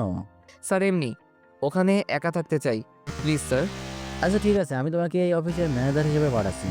আর ওখানে একটা লোক দরকার। স্যার সাকিব কবে দেশে আসবে? আরও নাকি 2 বছর থাকবে। ও আচ্ছা স্যার, আমি 2 দিন পর যাব, আপনি ব্যবস্থা করে দিন। আচ্ছা, তোমার ম্যাডাম কিন্তু যেতে বলেছে, সবসময় তোমার কথাই বলে। স্যার যাওয়ার আগে দেখা করে যাব, চলুন বাসার দিকে যাই। চলো। এরপর স্যারকে নিয়ে বাসার উদ্দেশ্যে রওনা দিলাম। ড্রাইভার আমাকে আমার বাসার সামনে নামিয়ে দিয়ে স্যারকে নিয়ে চলে গেল। আমিও চলে আসলাম বাসায়। বাসায় এসে কলিং বেল দিলাম। একটু পর ঐশী এসে দরজা খুলে দিল। আমি কোনো কথা না বলে ফ্রেশ হতে চলে গেলাম। আমি ফ্রেশ হয়ে এসে দেখি ঐশী দাঁড়িয়ে আছে। তাকিয়ে দেখি প্রচুর রেগে আছে। কিন্তু আজ কেন জানি ওর রাগ আমার কাছে ভালো লাগছে না। আগে থাকলে হয়তো আমি রাগ ভাঙাতাম। আমি শুয়ে পড়লাম আর ঐশী এসে বলল, কি হয়েছে? কিছু না। আমার ভুলটা কোথায়? আরে তুমি কেন ভুল করবা? তাহলে আগের মতো আদর করো না কেন? আর খাবার খাও না কেন? আচ্ছা খাবার দাও। আসো। তারপর ঐশী খাবার দিল। আমি উঠে বসলাম আর খাবার খেতে লাগলাম। অল্প খাবার খেয়ে শুয়ে পড়লাম আর তখন বলল, আমাকে একবার বললে না আমি খেয়েছি কিনা? সরি মনে ছিল না, আমার খুব ঘুম পাচ্ছে, ঘুমাবো। ঐশী কান্না করছে। আমি মনে মনে বলতে লাগলাম, কেন এই মিথ্যে নাটক করছো? সরাসরি বলে দিলেই তো পারো। আমি আর তোমাকে বেশি দিন জ্বালাবো না। তোমার জন্মদিনের শ্রেষ্ঠ উপহার আমি দিব, যেটা তুমি চাচ্ছ, তবে সারা জীবন দূর থেকে ভালোবাসবো। এইসব ভাবতে ভাবতে ঘুমিয়ে পড়লাম। আর মাঝরাতে ঘুম ভেঙে গেল। পাশে দেখি ঐশী ফোন টিপছে। আমি হালকা উকি দিয়ে দেখি কারোর সাথে চ্যাট করছে। আমার তখন মনে হচ্ছিল আমি একটা অপদার্থ, নিজের বউ অন্য কারোর সাথে চ্যাটিং করছে। এর চেয়ে কষ্ট আর কি হতে পারে? আমি চুপচাপ কান্না করতে লাগলাম। নিজের সবটা দিয়ে ঐশীকে ভালোবেসেছিলাম, কিন্তু ঐশী এতটা নিচে নামতে পারে আমি কখনো কল্পনা করতে পারিনি। কি দোষ আমার? আমি তো ভালোবেসেছিলাম। সেই রাতে আর ঘুম হলো না। রাত প্রায় 4টার দিকে ঐশী ঘুমিয়েছে, আমি ঘুমাইনি। আমি ফজরের আজানের সময় উঠে চুপচাপ রেডি হয়ে নিলাম। তারপর রেডি হয়ে বাসা থেকে বের হয়ে নামাজ পড়ে পার্কে কিছুক্ষণ হাঁটাহাঁটি করে সকালে নাস্তা করে অফিসে চলে আসলাম। অফিসে এসে কাজে মন দিলাম। আর একটু পর রাফা আসলো আর আমাকে বলল, দুপুরে থানায় যেতে বলছে। তার মানে একদিনের মধ্যে কাজ শেষ? দেখতে হবে না জামাইটা কার। আমি আজকে চলে যাব রাতে। আজকেই যেতে হবে। কালকে তো ঐশীর জন্মদিন। আর শোন, ঐশী যে ছেলেটার সাথে কথা বলে তার নাম সানি, বাসা এই জায়গায়। আরে ওই ছেলের ঠিকানা দিয়ে আমি কি করব? তবুও জেনে রাখ, আর ছেলেটা ভালো না। ও শোন, তুইও সাথে যাবি থানায়। আচ্ছা ঠিক আছে, এখন কাজ কর। এরপর রাফা চলে গেল আর আমিও কাজ করতে লাগলাম। কাজ করতে করতে দুপুর হয়ে গেল। তারপর স্যারের রুমে গেলাম। স্যার বলল, এই না তোমার টিকিট, ভোর 4টায় বাস ছাড়বে। আর এই যে ফাইল, আর এখানে তোমাকে রাজু নামে একটা ছেলে রিসিভ করবে। ওকে স্যার, এই নিন এই মাসের সমস্ত হিসাব আর পিয়নের দিকে একটু খেয়াল রাখবেন, লোকটা সুবিধার না। আচ্ছা, আর যাওয়ার সময় আমার বাসা হয়ে যেও। ওকে স্যার, যাই তাহলে। এরপর স্যারকে বিদায় দিয়ে রাফাকে নিয়ে থানায় আসলাম। থানায় এসে সোজা ভাইয়ার কেবিনে গেলাম। দেখি ভাইয়া কাজ করছে। আমাদের দেখে ভাইয়া ভিতরে যেতে বলল। আমরা গিয়ে বসলাম আর উনি বললেন, শাহরিয়ার, এই নাও ফাইল। এখানে সমস্ত সম্পত্তির কাগজপত্র আর দলিল আছে। আর ঐশীর কাকা কাকি এখন জেলে। আমি ফাইল নিলাম আর বললাম, ধন্যবাদ ভাই। এবার বলো কি খাবে? আজকে বাসায় চলো, তোমার খবর আছে। আমি কি করলাম? তখনই রাফা চলে গেল। আমি বললাম, ভাই রেগে আছে কেন? কালকে বাসায় যায়নি? ও আচ্ছা, আর ভাই আজকে রাঙামাটি যাচ্ছি। ও আচ্ছা, আর খুব তাড়াতাড়ি যাচ্ছে হওয়া। তাই নাকি? এই রাফাকে বলবে না, আমি গিয়ে সারপ্রাইজ দিব। ওকে তাহলে যাচ্ছি, আর দোয়া চাই। ওকে, আল্লাহ হাফিজ। এরপর বিদায় নিয়ে চলে আসলাম। আমি আর রাফা অফিসে আসলাম। অফিসে এসে কাজ করতে লাগলাম আর মোটামুটি সবার কাছ থেকে বিদায় নিলাম। এইভাবে অফিস টাইম শেষ হলো। আমি স্যারের সাথে আরও কিছু কথা বলে বাসার দিকে যেতে লাগলাম। যাওয়ার সময় একটা গোলাপ কিনলাম। বাসায় যেতে প্রায় সন্ধ্যা হয়ে গেল। আমি গিয়ে কলিং বেল দিলাম। তারপর ঐশী এসে দরজা খুলে দিল। আমি গোলাপটা আগেই লুকিয়ে রেখেছি। আমি চুপচাপ ভিতরে চলে গেলাম। ভিতরে গিয়ে ফাইলটা আলমারিতে রেখে ফ্রেশ হতে চলে গেলাম। ফ্রেশ হয়ে এসে দেখি আজকে আর তেমন কোনো কথা বলছে না। হয়তো এতক্ষণ এই ছেলের সাথে কথা বলছিল আর আমি এসে বিরক্ত করলাম। আমি ভাবলাম এখন বাসায় কি করব, তাই ভাবলাম বাহির থেকে হেঁটে আসি। যেই ভাবা সেই কাজ। আমি বাহিরে চলে আসলাম। আমি চাচার দোকানে আসলাম। এসে চাচাকে চা দিতে বললাম আর চাচার সাথে গল্প করতে লাগলাম। আর তখনই আমার ফোনে কল আসলো। আমি ফোনটা বের করে দেখি সাকিব ফোন দিয়েছে। আমি কলটা রিসিভ করলাম। কি অবস্থা? শালা, একদিন আমাকে ফোন দিয়েছিস, আরে অনেক বিজি থাকতে হয়। শুনলাম রাঙামাটি যাচ্ছিস। রে, কি হয়েছে বলতো? বাদ দে না, কি দরকার?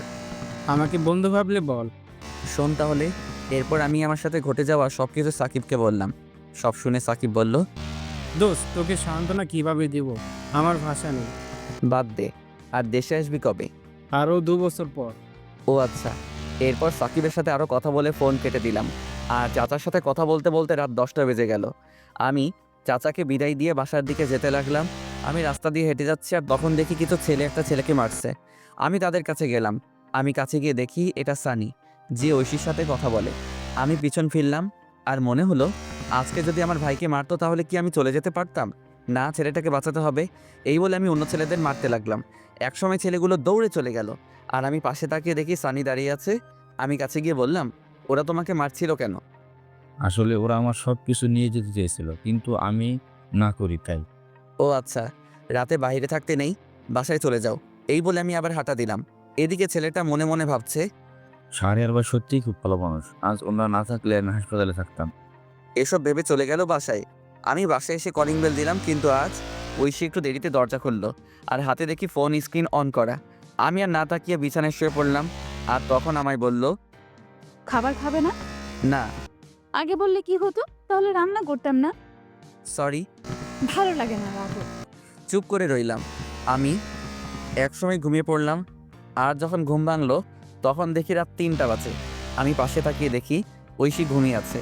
আমি ঐশীর ফোনটা হাতে নিলাম আর চেক করলাম, কিন্তু পাসওয়ার্ড দেওয়া আগে তো আমার নাম ছিল, তাই আমার নাম দিলাম, কিন্তু পাসওয়ার্ড ভুল দেখাচ্ছে।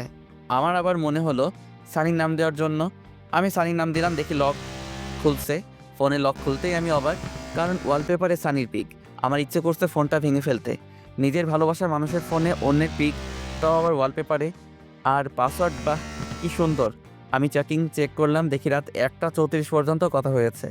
আমি ফোনটা রেখে দিলাম। তারপর টেবিলে বসলাম আর একটা কাগজ দিলাম আর লিখতে লাগলাম, পাগলি, তুই যখন এই চিরকুটটা পড়বে তখন আমি অনেক দূরে থাকবো। তোমাকে অনেক ভালোবেসেছিলাম, নিজের সবটা উজাড় করে দিয়েছিলাম, কিন্তু যেদিন দেখলাম তুমি অন্য কারোর সাথে পার্কে বসে আড্ডা দিচ্ছ, তখন মনে হয়েছিল আত্মহত্যা করি, কিন্তু কেন করিনি জানো? ওই যে মহাপাপ, এর জন্য বেঁচে আছি, এত ভালোবাসি তবুও বুঝলে না। আর হ্যাঁ, আমি তো তোমার যোগ্য না, আমার চেহারা খারাপ, আর আমি তোমার থেকে অনেক বছরের বড়, তোমার সাথে আমার মিলে না। কিন্তু তুমি যদি প্রথমে না করতে তাহলে এত কষ্ট হতো না। আমি ভুলছিলাম। তোমার বাবার সম্পত্তি তোমায় ফিরিয়ে দিলাম, ফাইলে সব আছে, পারলে সেখানে চলে যেও। আর সানি ভালো ছেলে, তার সাথে নতুন জীবন শুরু করো। দোয়া করি তোমাকে ডিভোর্স দিতে পারবো না, তবে এটা ভেবো না আমি কোনোদিন স্ত্রীর অধিকার নিয়ে সামনে আসবো না। আমি তো ভুলেই গিয়েছিলাম তুমি তো এখন আর পিচ্চি বউ নেই, তুমি এখন অনেক বড় হয়ে গেছো। ইচ্ছে করছিল শেষবার জড়িয়ে ধরতে, কিন্তু অধিকারটা আর নেই। পাগলি রে, খুব ভালোবাসতাম তোকে। নিজের খেয়াল নিও, আর সানিকে কষ্ট দিও না। ছেলেটার বয়স অল্প, হয়তো সামলাতে পারবে না। চলে গেলাম বহু দূরে, এখানে তুমি নামক কেউ থাকবে না, আর নিজের স্বপ্ন পূরণ করবা। আর লিখতে পারছি না, ভিতরটা ফেটে যাচ্ছে। তুমি আমার আদরের পিচ্চি বউ হিসেবে থাকবে। আল্লাহ হাফেজ, ইতি পাগল।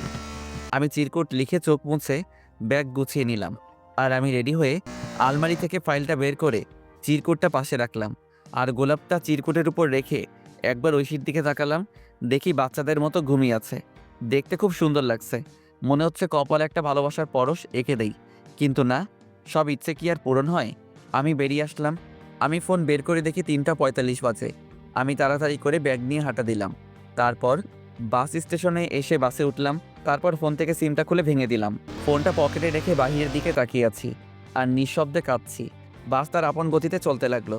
এভাবে কান্না করতে করতে কখন যে ঘুমিয়ে পড়লাম মনে নেই। ওদিকে ঐশী ঘুম থেকে উঠে দেখে আমি শাহরিয়ার পাশে নেই। তারপর উঠে টেবিলের কাছে গিয়ে দেখি চিরকুটের উপর গোলাপ রাখা। ঐশী কৌতূহল হলো, তাই চিরকুটটা পড়তে শুরু করলো। চিরকুটটা পড়া শেষ করে নিশ্চুপ হয়ে গেল, আর কান্না করতে লাগলো। আর বলতে লাগলো, আমাকে মাফ করে দাও, আমি বুঝতে পারিনি। এই কথা বলে চিরকুট বুকে জড়িয়ে বসে কান্না করতে লাগলো। আর তখনই তার ফোনে কল আসে। দেখে সানি কল দিয়েছে। ঐশী ফোনটা অফ করে দিল, আর কান্না করতে লাগলো। এইভাবে অনেকক্ষণ সময় চলে গেল। ঐশী ভাবলো শাহরিয়ারের অফিসে যাবে, সেখানে কোনো খবর থাকবে। হয়তো ঐশী তাড়াতাড়ি করে রেডি হয়ে অফিসে চলে গেল, আর যেতেই রাফার কাছে গেল, কারণ ঐশী আগে থেকে চিনতো। গিয়ে দেখে রাফা কাজ করছে। ঐশী বলল, রাফা, আসবো? আরে ঐশী, আসো বসো। ঐশীকে বসলো আর বলতে লাগলো, আপু শাহরিয়ারের কোনো খোঁজ জানেন? যে ছেলেটা তোমার জন্য বাড়ি ছেড়ে তোমার হাত ধরে চলে আসছে, আর সারাদিন কষ্ট করে তোমাকে সুখে রাখতে চাইছে, আর সেই তুমি এতটা নিচে নামতে পারলে? কান্না করছে। পারলে? পবিত্র ভালোবাসা ছিল শাহরিয়ারের। ওর মতো স্বামী থাকতেও তোমার অন্যজনের সাথে ছি! শাহরিয়ার তো তোমাকে মুক্ত করে দিয়ে গেছে। তুমি সানির সাথে ভালো থাকো। আপু, আপনার পায়ে ধরি প্লিজ। ও কোথায়? এই বলে ঐশী রাফার পা জড়িয়ে ধরলো। এইসব করে লাভ নাই। আমি জানি না কোথায় গেছে। আমি সামান্য এই বলে ফাইল নিয়ে স্যারের রুমে চলে গেল। ঐশী উঠে বাসার দিকে যেতে লাগলো। ঐশী রিক্সা দিয়ে যাচ্ছে আর কান্না করছে। হঠাৎ রাস্তায় দেখতে পাই সানিকে। সানিও তাকে দেখে সামনে আসলো। রিক্সাওয়ালা দাঁড়ালো। সানি বলল, কি হলো, আমার সাথে কথা বলো না কেন? রিক্সা কেন আটকালেন? আগে বলো। আমার ভালো লাগে না। এতদিন আমার সাথে কথা বলে, আর এখন এসব কথা? ঐশী ঠাস করে সবার সামনে জুতা খুলে সানিকে চড় দিল, আর ঐশী বাসায় গেল। আর ঐশী বাসায় গিয়ে কান্না করতে লাগলো। এদিকে আমার ঘুম ভাঙলো জোরে ঝাঁকুনির কারণে। আমি উঠে দেখি সবাই বাস থেকে নামছে। পাশে সাইনবোর্ড দেখলাম, দেখে আমি চলে আসছি রাঙামাটি। আমি ব্যাগ নিয়ে বাস থেকে নামলাম। নেমে একটা ফাঁকা জায়গায় এসে স্যারের দেওয়া সেই ছেলেকে কল দিলাম। কল দিতেই সাথে সাথে কল ধরলো, আর বলতে লাগলো, ভাই আপনি কোথায়? আমি তো বাসের সামনে। আমি বাসের পিছনে আছি, তুমি এদিকে আসো। তারপর একটা ছেলে আসলো আর আমাকে বলল, আপনি শাহরিয়ার রহমান? তুমি রাজু। ভাই চলেন। এরপর আমি ছেলেটার সাথে যেতে লাগলাম। একটু পর একটা গাড়িতে উঠলাম। রাজু গাড়ি চালাচ্ছে, আমি চুপচাপ বসে আছি। আমার শুধু ঐশীর কথা মনে পড়ছে। মেয়েটা এখন কি করছে কে জানে, ঠিক মতো খাওয়া দাওয়া করছে তো, এসব ভাবছি। আর তখন রাজু বলে উঠল, ভাই নামেন, চলে আসছি। ও আচ্ছা। আমি নেমে পড়লাম, দেখি একটা বাসা। তারপর রাজু আবার বলে উঠল, ভাই বাসা পছন্দ হয়েছে? আরে একা থাকবো তা আর পছন্দের কি। চলেন ভিতরে যাই। এরপর আমি রাজুর সাথে ভিতরে গেলাম। ভিতরে গিয়ে সব দেখতে লাগলাম। বাসাটা ভালো, সব কিছুই আছে। এরপর রাজু বলল, ভাই তাহলে আজকে যাচ্ছি। কিন্তু রান্না করার জন্য কে থাকবে? সরি ভাই, নিজে করতে হবে। আচ্ছা, সমস্যা নেই। তাহলে যাচ্ছি, তাহলে আর এই নিন গাড়ির চাবি। আমার গাড়ি লাগবে না, অফিসের গাড়ি অফিসে থাক। তবুও ভাই, আমি অফিসের ম্যানেজার। আমার গাড়ি চালাতে ভালো লাগে না, তাছাড়া এই ভাঙা গাড়ি তো না। ও আচ্ছা। আমি বাইক কিনবো ভাবছি। আচ্ছা যাই তাহলে। এরপর রাজু চলে গেল। আমি ব্যাগ রেখে ফ্রেশ হয়ে নিলাম, তারপর রেডি হলাম বাইরে যাওয়ার জন্য। আর সন্ধ্যা হয়ে গেছে, তাই ভাবলাম রাতের খাবার খেয়ে আসি। আমি রেডি হয়ে হাঁটতে হাঁটতে কাছাকাছি একটা বাজারে আসলাম। বাজারে এসে নতুন সিম নিলাম। তারপর একটা হোটেল থেকে 1 প্যাকেট বিরিয়ানি নিয়ে বাসার উদ্দেশ্যে রওনা দিলাম। হেঁটে হেঁটে যাচ্ছি, কারণ সন্ধ্যার প্রকৃতি খুব সুন্দর। তাও আবার রাঙামাটি, চারদিকে সবুজ আর সবুজ, আর ছোট আঁকাবাঁকা রাস্তা। হেঁটে যেতে ভালোই লাগছে। আমি আসার সময় সিমটা ফোনে ভরলাম আর ফেসবুক ডিঅ্যাক্টিভেট করে দিলাম। আর গ্যালারি চেক করে দেখি ঐশীর একটা পিক রয়েছে।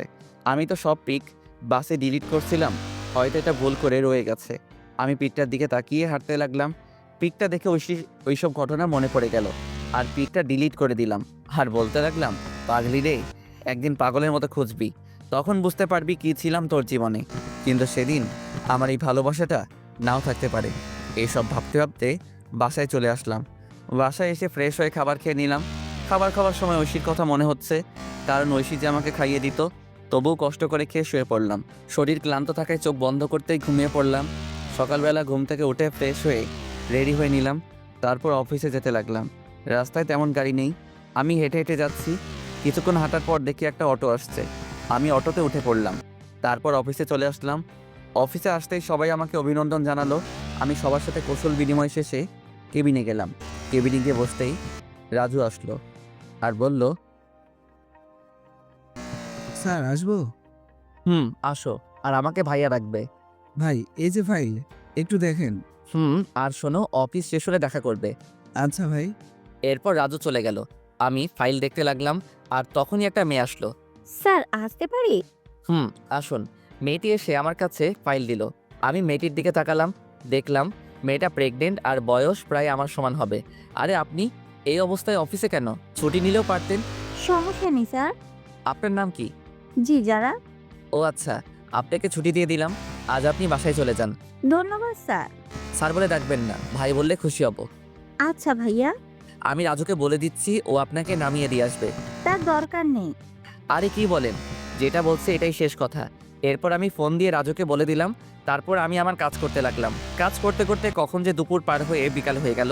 তারপর আমি উঠে বের হলাম আর তখন রাজু বলল, ভাই অফিস তো শেষ, আপনি বলছিলেন দেখা করতে। একটা বাইক কিনবো, চলো ব্যাংকে যাই। এরপর রাজুকে নিয়ে ব্যাংকে গেলাম। আমার কিছু জমানো টাকা ছিল, আমি টাকাগুলো তুলে নতুন বাইক কিনলাম। বাইকটা বাংলাদেশে নতুন আসছে। এটা এত বছরের সঞ্চয় দিয়ে কিনলাম। অনেক দিনের শখ ছিল নিজের টাকায় বাইক কিনবো, তাই খুব খুশি হলাম। আমাকে খুশি দেখে রাজু বলল, সত্যি ভাই, নিজের টাকার বাইক কিনলে ফিলিংসটা অন্যরকম লাগে। এরপর রাজুকে বিদায় দিয়ে আমি রাতের খাবার বাহির থেকে খেয়ে বাসায় চলে আসলাম। এভাবে বেশ কিছুদিন চলে গেল। এখন আর ঐশীর কথা মনে হয় না, কারণ অফিসের সবার সাথে বন্ধু হিসেবে কথা বলি আর আড্ডা দেই। কিন্তু একদিন আমি অফিসের শেষ করে রাতে বাসার দিকে যাচ্ছি। নীরব রাস্তা, তেমন কোনো মানুষজন নেই। আমি হেডফোন কানে দিয়ে আনমনে বাইক চালাচ্ছি। হঠাৎ রাস্তার পাশ থেকে একটা মেয়ের চিৎকার আসছে। আমি বাইকটা ব্রেক করলাম আর সামনে গেলাম। আর গিয়ে দেখি অফিসের সেই মেয়ে যারা প্রসব বেদনায় চিৎকার করছে। তাই আমি তখন বললাম, আপনি এখানে? আপনার হাজবেন্ড কই? ভাই আমাকে হাসপাতালে নিয়ে যাবেন? আমি পারছি না। আমি রাস্তায় গাড়ি পাচ্ছি না, কিন্তু কি করব কিছু বুঝতে পারছি না। কিন্তু বেশি দেরি হলে অনেক ক্ষতি হয়ে যাবে, তাই আমার বাইকটা কাছে আনলাম। তারপর যারাকে আমার বাইকের সামনে উঠালাম আর ঝাপটে ধরে বাইক চালাতে লাগলাম। আর হাসপাতালে এসে আমি কোলে তুলে নিয়ে ভিতরে গেলাম। ভিতরে গিয়ে চিৎকার দিয়ে ডাক্তারকে ডাকতে লাগলাম। একটু পর ডাক্তার বেরিয়ে আসলো আর আমার কোলে জারার এই অবস্থা দেখে নার্সকে অপারেশন থিয়েটারে নিয়ে যেতে বলল। তারপর নার্স ট্রলি করে ওটিতে নিয়ে গেল। আমি বাইরে বসে অপেক্ষা করছি আর তখন নার্স এসে বলল, আপনি হাসপাতালের ফর্মালিটিগুলো কমপ্লিট করে আসুন। এরপর আমি হাসপাতালের সমস্ত কিছু কমপ্লিট করলাম। তারপর এসে অপেক্ষা করতে লাগলাম। আর বেশ কিছুক্ষণ অপেক্ষা করার পর ওটি থেকে ডাক্তার বেরিয়ে আসলো আর আমি কাছে গেলাম। আপনি একটু আমার সাথে আসুন। এরপর ডাক্তার আমাকে ওটির ভিতরে নিয়ে গেল। আর তখন যারা মেয়েটি আমাকে দেখে অক্সিজেন মাস্ক খুলে আমাকে বলতে লাগলো, ভাই আমার সময় শেষ হয়ে গেছে, আমি মনে হয় বাঁচবো না। আপনি আমার মেয়েটাকে দেখবেন। আপনার হাজবেন্ড? সে অন্য একজনকে নিয়ে বিদেশে চলে গেছে, আমায় কথা দিন। এই বলে আমার কোলে ছোট মেয়েটিকে দিল আর আমি কোলে নিলাম। কথা দিলাম আমি মেয়েটিকে আমার পরিচয় মানুষ করব। এই কথা বলতেই মেয়েটি মারা গেল। আমি কান্না করে দিলাম। মেয়েটা আমাকে প্রথমবার দেখে এতটা বিশ্বাস করেছিল। তারপর ডাক্তার এসে আমাকে সান্ত্বনা দিতে লাগলো আর বলতে লাগলো, সত্যি ভাই, আপনি মহান না হলে একজনের বাচ্চা আপনি পরিচয় দিয়ে মানুষ করবেন। আজকে থেকে এই মেয়েটি আমার সন্তান। ডাক্তার আমাকে কান্না করতে করতে জড়িয়ে ধরলো আর বলতে লাগলো, ভাই আপনি মানুষ না, আপনি ফেরেশতা। আমিও ডাক্তারকে জড়িয়ে ধরলাম। তারপর সমস্ত কাজ শেষ করে আমি বাচ্চা মেয়েকে নিয়ে রাত 3টার দিকে বাসায় আসলাম। হাসপাতাল থেকে সব কিছু নিয়ে আসছি, বাবুর ফিডার, দুধ সব কিছু। আমি বাসায় এসে বাচ্চাকে শুয়ে দিয়ে ফ্রেশ হতে চলে গেলাম। আর ওয়াশরুম থেকে শুনতে পেলাম কান্না করছে। আমি তাড়াতাড়ি করে ফ্রেশ হয়ে চলে আসলাম আর বাবুর খাবার রেডি করে খাওয়াতে লাগলাম। আমি যদিও আগে কখনো বাচ্চাকে খাওয়াইনি, কিন্তু ওই যে মানুষ বলে না, পরিস্থিতি সব শিখিয়ে দিয়ে যায়। আমি বাচ্চার পাশে শুয়ে খাওয়াতে লাগলাম, ফিডার দিয়ে। মনে মনে ভাবতে লাগলাম কি নাম রাখা যায়। আর তখনই মাথায় আসলো একটা নাম। রেখে দিলাম তানিশা। 3 বছর পর সকালবেলা ঘুম ভাঙলো তানিশার ডাকে। বাবাই, ও বাবাই, ওঠো না, আম্মু কি হয়েছে? খুব খিদে পেয়েছে। আমি তাড়াতাড়ি করে উঠে রান্নাঘরে গেলাম আর রান্না করতে শুরু করলাম। কিছুক্ষণের মধ্যে রুটি আর ডিম ভাজি করে টেবিলে আনলাম আর বললাম, আম্মু কই তুমি? বাবাই। তানিশা আসলো আর চেয়ারে বসে পড়লো। আমি চেয়ারে বসে মেয়েকে খাইয়ে দিতে লাগলাম। মেয়ে আমাকে বলল, বাবাই, তুমি খাবা না? না মা, আমি এখনো ফ্রেশ হইনি যে। তাহলে ফ্রেশ হয়ে এসো, তারপর দুজনে একসাথে খাবো। না আম্মু, তুমি খাও। যাও বলছি বাবাই। আমি মেয়ের রাগ দেখে ফ্রেশ হয়ে আসলাম। তারপর দুজনে একসাথে গল্প করতে করতে খাবার খেয়ে নিলাম। তখন তানিশা বলল, বাবাই, আমি ডাক্তার আঙ্কেলের কাছে যাব। আচ্ছা চলো তাহলে।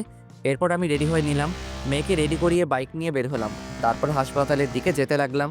রাস্তায় বাবা মেয়ে কথা বলতে বলতে আসলাম। আমি এসে বাইক রেখে ভিতরে গেলাম। আমার আগে তানিশা দৌড়ে চলে গেল। তানিশা যেতেই রাকিব বলল, আরে তানিশা আম্মু যে। এই বলে রাকিব তানিশাকে চেয়ার থেকে উঠে এসে কোলে তুলে নিল। আর তখন পাশে বসে থাকা নতুন মেয়ে ডাক্তার বলল, স্যার, এটা কি আপনার মেয়ে? না, শাহরিয়ার সাহেবের। কথাটা শুনে পাশে থাকা মেয়েটা অবাক হয়ে গেল আর নিশ্চুপ হয়ে গেল। এদিকে আমি রাকিবের কেবিনে গেলাম। কেবিনে গিয়ে দেখি রাকিবের কোলে তানিশা বসে আছে। রাকিব, আমি লাঞ্চে এসে নিয়ে যাব। আমার কণ্ঠ শুনে পাশে থাকা মেয়েটি আমার দিকে তাকালো। আমি তাকাতেই আমি অবাক, কারণ এটার কেউ না। হ্যাঁ, এটাই ঐশী। ঐশী আমাকে দেখেই পায়ে ধরে ফেললো আর বলতে লাগলো, আমি তোমার পায়ে ধরি, আমাকে মাফ করে দাও। আরে কে আপনি? আমার পা ছাড়ুন। কিন্তু ঐশী পা ছাড়ছে না। আমি জোর করে ছাড়িয়ে চলে আসলাম আমার বাইকে। ঐশী এসেছিল, কিন্তু আমি জোরে বাইক স্টার্ট দিয়ে অফিসে চলে আসলাম। অফিসে এসে কাজে মন বসছে না, কিভাবে বসবে? পুরনো ভালোবাসার মানুষকে দেখে ওদিকে ঐশী রাকিবের কাছে গেল আর বলতে লাগলো, ভাইয়া প্লিজ বলুন, এই হলো আমার হারিয়ে যাওয়া শাহরিয়ার। কি বলো? সে আমাকে রেখে বিয়ে করেছে, তবুও আমাকে ক্ষমা করলো না। শাহরিয়ার বিয়ে করেননি? তাহলে মেয়ে? দাঁড়াও বলছি, আগে তানিশাকে ওদিকে পাঠাও। এরপর রাকিব তানিশাকে অন্য একটা নার্সের সাথে খেলতে পাঠালো। হাসপাতালের সবাই তানিশাকে চিনে আদর করে। বাসার পাশে হাসপাতাল হওয়ার কারণে কোনো সমস্যা হয় না। এরপর রাকিব ঐশীকে সবকিছু বলতে লাগলো। সব শুনে ঐশী চুপ করে রইল। ঐশী কোনো কথা বলছে না। তখন আবার রাকিব বলল, ওনার মতো লোক বন্ধু হিসাবে পেয়েছি, এটাই অনেক। ওর বাসার ঠিকানা দেন। এরপর রাকিব আমার বাসার ঠিকানা দিয়ে দিল। এদিকে আমি চেয়ারে হেলান দিয়ে ঐশীর কথা ভাবছি। আমি কি আজও ঐশীকে খুব ভালোবাসি? নিজেকে নিজে প্রশ্ন করলাম। তখনই দরজার কাছ থেকে কেউ বলে উঠল। আসতে পারি স্যার? আমি না দেখে বললাম, আসুন। আমি তাকিয়ে তো অবাক, কারণ এটার কেউ না, এটা রাফা। দোস্ত, তুই কেমনে সম্ভব? তোর জন্য আমাকে রাঙামাটি আসতে হলো। তারপর বল, কেমন আছিস? ভালো, তুই? আলহামদুলিল্লাহ ভালো। এবার বল কি খাবি? এখন তোর মাথা, বাকিটা পরে দেখা যাবে। গুড। কতদিন আড্ডা হয় না। ঐশীর সাথে দেখা হয়েছে। আমি প্রশ্নটা শুনে চুপ করে রইলাম। আমাকে চুপ থাকতে দেখে আবার বলল, তোর সাথে গুরুত্বপূর্ণ কথা আছে। বল। তুই ঐশীকে মেনে নে। কি?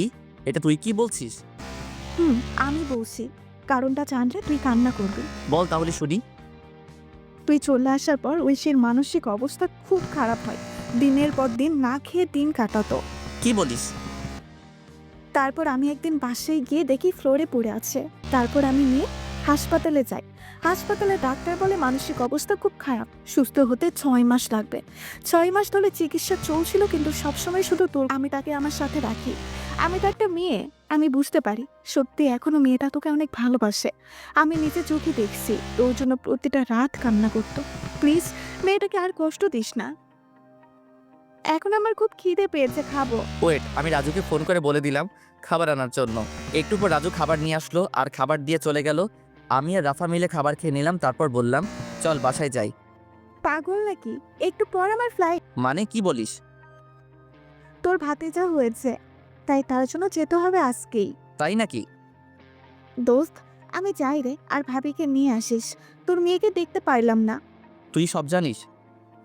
তোর মতো বন্ধু সবার কপালে থাকে না। তুই সত্যিই ভালো মানুষ। দোস্ত, আমি চাচ্ছি আমার শহরে যাব। মা বাবা কেমন আছে?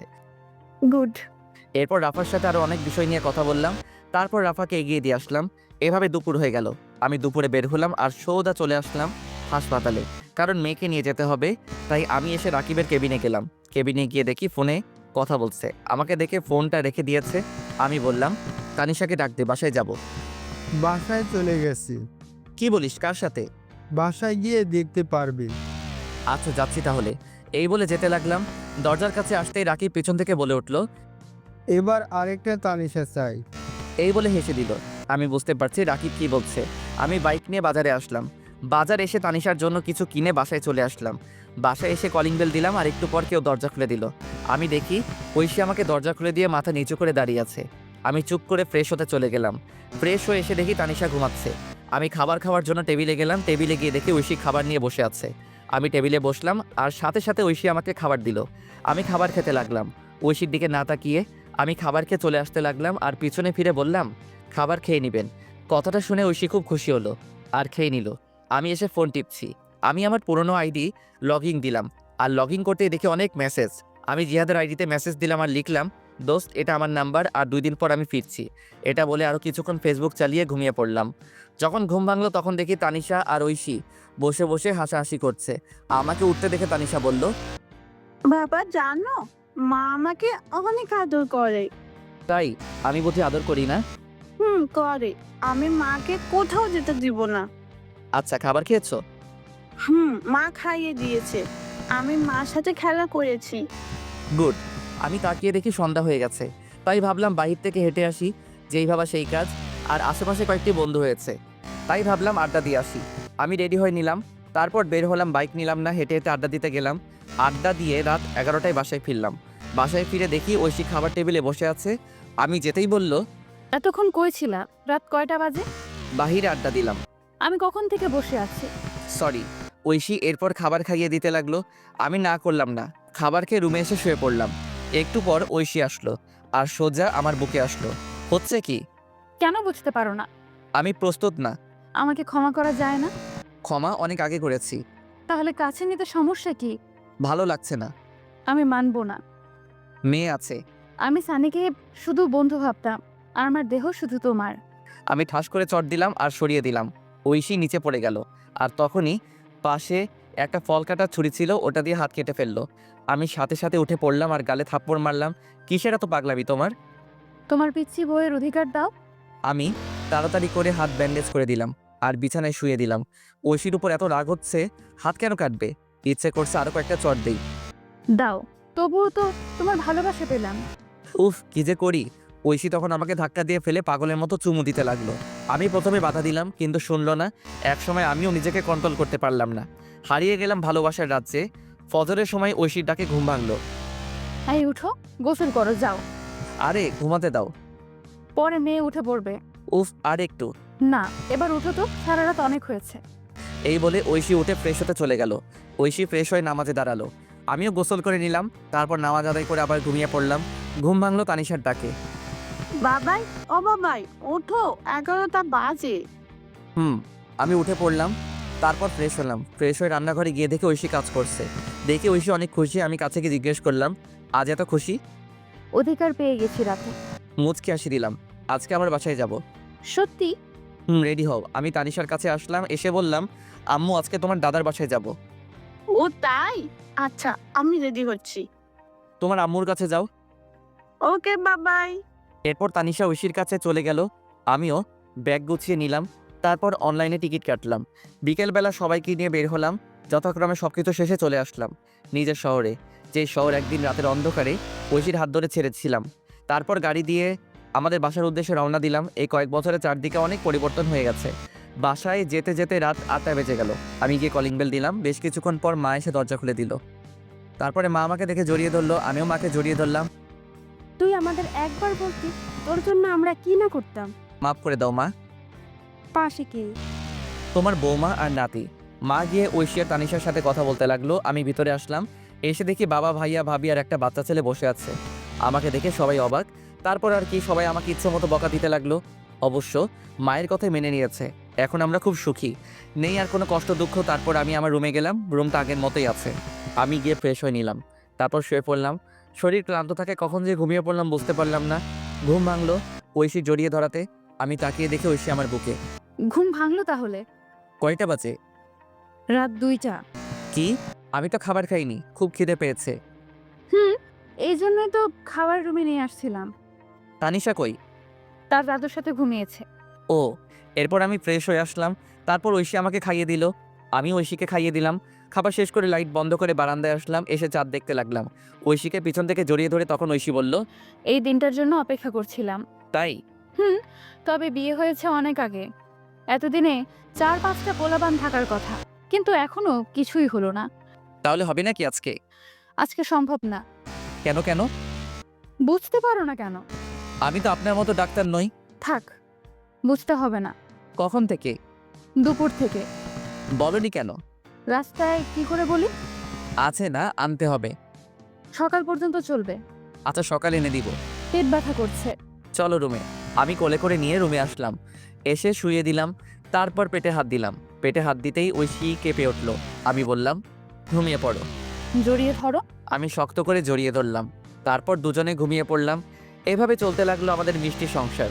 হাই বন্ধুরা, গল্পটা কেমন লাগলো অবশ্যই কমেন্ট করে জানাবেন।